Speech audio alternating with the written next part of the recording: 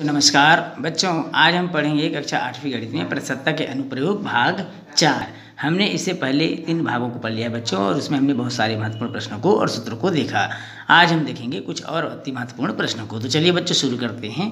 पहला प्रश्न है बच्चों, 3200 रुपये पर 12% वार्षिक ब्याज की दर से 2 वर्ष के लिए साधारण ब्याज एवं चक्रवृद्धि ब्याज का अंतर ज्ञात कीजिए। एक बार और सुन लेंगे।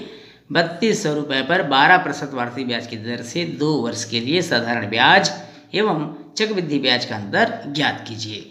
तो सबसे पहले बच्चों यहाँ पर दिया क्या है वो हम देखते हैं। दिया है 3200 रुपये। 3200 रुपये क्या होगा बच्चों? मूलधन हो जाएगा, अर्थात प्रिंसिपल अमाउंट, प्रिंसिपल 3200 रुपये मूलधन हो गया 3200 रुपये।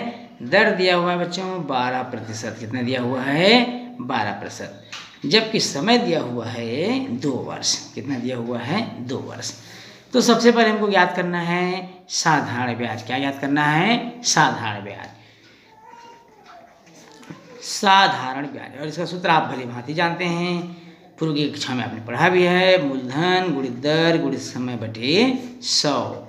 अब यहाँ पर मूलधन कितना है? मूलधन है 3200 रुपये। दर कितना है? 12% और समय है 2 वर्ष। पूरी का बटे कितना हो जाएगा? 100। शून्य को इस प्रकार से हम काट देंगे। 32 गुणित 12 गुणित 2। 32 का 12 से गुणा करेंगे बच्चों, और उस जो आएगा उससे 2 का गुणा करेंगे, तब हमको मिलेगा 768 रुपये। कितना रुपये मिलेगा बच्चों? 768 रुपये।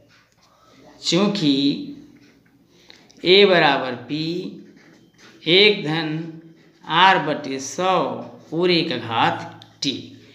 P यहाँ पर दिया हुआ है 3200 रुपये, R दिया हुआ है 12% और समय दिया हुआ है 2 वर्ष। 3200 1 धन, अब 2 से काट देंगे बच्चों इसको, 4 से भी कट जाएगा। 4 थिया 12, 4 25 हम 100, 25 से कम 25 और 3 28 बटे 25 हो जाएगा, और पूरे घात हो जाएगा 2। अब यहाँ पर इसको 3200 गुणा 28, इसको हटा देंगे बच्चों। 25 कम 25, 3 28 बटे 25 आप हल कर चुके हैं, तो एक धन नहीं रहेगा।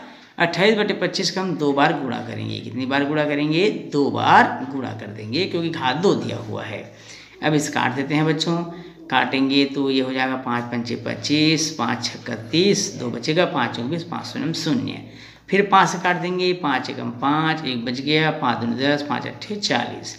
अब यहाँ पर बचा हुआ है 128 गुणित 28 गुणा 28। सबका आपस में हम गुणा करेंगे, तो सबका आपस में गुणा करेंगे तो हमको मिलेगा 4014.08 रुपया। इतना हमको मिलेगा। अब हमको निकालना है बच्चों चक्रवृद्धि ब्याज CI। CI बराबर होता है, CI का फार्मूला A माइनस P। कब? जब चक्रवृद्धि ब्याज चक्रवृद्धि मिश्रित धन आपने याद कर लिया है या दिया हुआ है, तब इस फार्मूले को आप लगाएंगे A माइनस P। अब अभी आपने मिश्रण याद किया बच्चों 4014.08 रुपये, तो यहाँ लिखेंगे 4014.08 ऋण मूलधन दिया हुआ है 3200 रुपये। इसे आप माइनस कर देंगे तो आपको मिलेगा 814.08 रुपये। अब प्रश्न पूछा है चक्रवृद्धि ब्याज और मिश्रित धन का अंतर ज्ञात कीजिए। अतः चक्रवृद्धि ब्याज और साधारण ब्याज का अंतर, साधारण ब्याज का अंतर जो कि प्रश्न में पूछा हुआ है। चक्रवृद्धि ब्याज CI माइनस साधारण ब्याज SI। चक्रवृद्धि ब्याज आपने याद किया है 814.08 रुपये, और साधारण ब्याज हमने याद किया था 768 रुपये। माइनस कर देंगे बच्चों, दोनों को घटा देंगे, तब हमको मिलेगा 46.08 रुपये।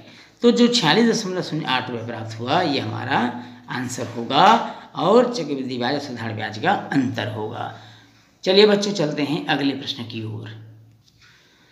एक पुस्तक का अंकित मूल्य 40 रुपये है तथा वह 12% छूट पर उपलब्ध है। पुस्तक पर बट्टा एवं विक्रय मूल्य ज्ञात कीजिए। एक बार और सुनेंगे बच्चों प्रश्न को।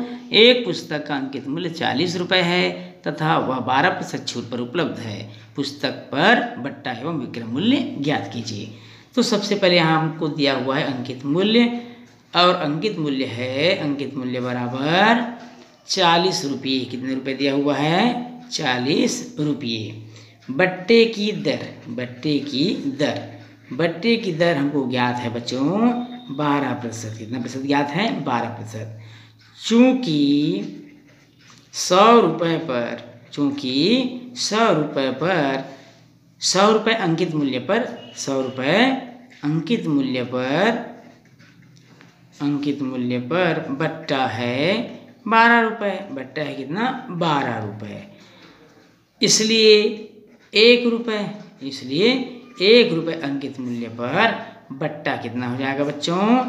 12/100 रुपये हो जाएगा। 12/100 रुपये। अतः कितने रुपए पर? 40 रुपये पर। अतः 40 रुपये पर बट्टा हो जाएगा 12/100 गुणित 40। 12/100 गुणित 40। 0 0 कट गया। 2 पंचे 10, 2 दूनी 4। अब यहाँ बच गया बच्चों 12 दूनी 24/5। अब 24 को 5 से भाग कर देते हैं, हमको प्राप्त होगा 4.80 रुपये। अब प्रश्न में पूछा है विक्रय मूल्य ज्ञात कीजिए। तब विक्रय मूल्य हो जाएगा, विक्रय मूल्य बराबर 40 रुपये ऋण 4.80 रुपये। 40 रुपये क्या था? अंकित मूल्य था। और 4.80 क्या है? यह छूट है बट्टे की दर पर। अब इसे माइनस करने से हमको मिलेगा 35.20 रुपये। कितना मिलेगा? 35.20 रुपये, जो हमारा आंसर होगा। चलिए बच्चों देखते हैं अगला प्रश्न। अंकित मूल्य पर 15% बट्टा देने के बाद एक कमीज 442 रुपये में बेची गई। कमीज का अंकित मूल्य ज्ञात कीजिए। माना कि अंकित मूल्य 100 रुपये है। अंकित मूल्य कितना है? 100 रुपये हम मान लेते हैं अंकित मूल्य को। बट्टा 100 रुपये का 15%, 100 रुपये का 15%, अर्थात ये हो जाएगा 1 गुणित 15/100। काट देते हैं बच्चों, ये हो जाएगा 5 तिया 15, 5 20 100, अर्थात 3 100/20 रुपये हो जाएगा। कितना हो जाएगा बट्टा? 3 100/20 रुपया। अब हमको विक्रय मूल्य निकालना है। विक्रय मूल्य बराबर हो जाएगा अंकित मूल्य ऋण बट्टा। अंकित मूल्य ऋण बट्टा। अब अंकित मूल्य कितना माने थे? अंकित मूल्य हमने माना था 100 रुपये। बट्टा हमको ज्ञात हुआ है 3 100/20 रुपये। और विक्रय मूल्य प्रश्न में दिया हुआ है 442 रुपये। कितना दिया हुआ है? 442 रुपये। 442 बराबर हो जाएगा, इसका लघुत्तम निकाल देंगे बच्चों, तो 20x ऋण 3x बटे हो जाएगा 20। 20x में 3x घटा दीजिए, बचेगा कितना भाई? 20x में 3x घटाएंगे तो 17x/20, अर्थात x बराबर हो जाएगा 442 गुणा 20/17। कितना हो जाएगा? 17 हो जाएगा। अब इसे काटिए, 17 दूनी 34 और ये हो गया। काट देते हैं। काटने के बाद इन दोनों गुणा करके 17 से भाग भी कर सकते हैं बच्चों, और हमको मिलेगा 520 रुपये।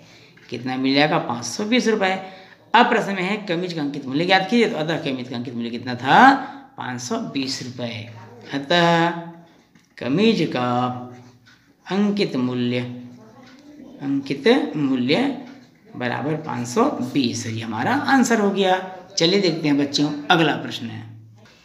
सर्जियस ने एक साइकिल खरीदी जिसका मूल्य 1750 रुपये है। यदि साइकिल पर बिक्री कर की दर 4% है तो सर्जियस को साइकिल के लिए कितने रुपए देने पड़ेंगे? सर्जियस ने एक साइकिल खरीदी जिसका मूल्य है 1750 रुपये। यदि साइकिल पर बिक्री कर की दर 4% है तो सर्जियस को साइकिल के लिए कितने रुपए देने पड़ेंगे? तो यहाँ पर साइकिल का मूल्य दिया हुआ है 1750 रुपये। साइकिल का मूल्य 1750 रुपये, ये हो गया हमारा साइकिल का मूल्य। बिक्री कर की